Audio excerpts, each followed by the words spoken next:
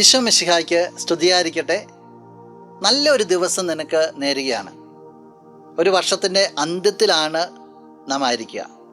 ഒരു വചനം നിന്നെ ശ്രദ്ധയപ്പെടുത്തട്ടെ. വിശുദ്ധ യോഹന്നാൻ അറിയിച്ച സുവിശേഷം 1-ാം അധ്യായം 12-ാം തിരുവചനം. തന്നെ സ്വീകരിച്ചവർക്കെല്ലാം, തൻ്റെ നാമത്തിൽ വിശ്വസിക്കുന്നവർക്കെല്ലാം ദൈവമക്കളാകാൻ അവൻ കഴിവ് നൽകി. സ്വീകരിച്ചവർക്ക്, അവൻ്റെ നാമത്തിൽ വിശ്വസിച്ചവർക്ക് ദൈവമക്കളാകാനുള്ള കഴിവ് നൽകി.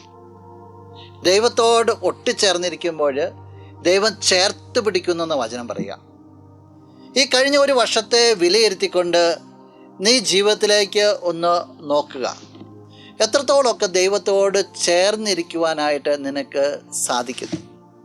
സാധിച്ചിട്ടുണ്ട്. ജീവിതത്തിൻ്റെ പാളിച്ചകൾ കണ്ടാലേ, ജീവിതത്തെ വിലയിരുത്തിയാലേ പുതിയൊരു വർഷത്തിലേക്ക് തീഷ്ണതയോടുകൂടി നിനക്ക് പോകുവാനായിട്ട് സാധിക്കുകയുള്ളൂ. നന്ദി പറയുക, ജീവിതത്തെ വിലയിരുത്ത്. പുതിയൊരു വർഷം നിനക്കുണ്ടാകട്ടെ. നമുക്ക് പ്രാർത്ഥിക്കാം. കണ്ണുകളടച്ച് കരങ്ങൾക്ക് ഒപ്പാം. നല്ലവനായ കർത്താവേ, നിന്നെ ഞങ്ങൾ ആരാധിക്കുന്നു, സ്തുതിക്കുന്നു, മഹത്വപ്പെടുത്തുന്നു.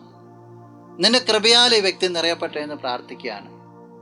കഴിഞ്ഞ ഒരു വർഷക്കാലഘട്ടത്തെ നന്നായിട്ടൊന്ന് വിലയിരുത്തി പുതിയ പുതിയ തീരുമാനങ്ങൾ എടുക്കുവാൻ, അഭിഷേകം നിറഞ്ഞൊരു വർഷത്തിലേക്ക് പ്രവേശിക്കുവാനായിട്ട് ഈ വ്യക്തിയെ നീ അനുഗ്രഹിക്കണമേ. ഇപ്പോഴും എപ്പോഴും എന്നേക്കും. ആമേൻ.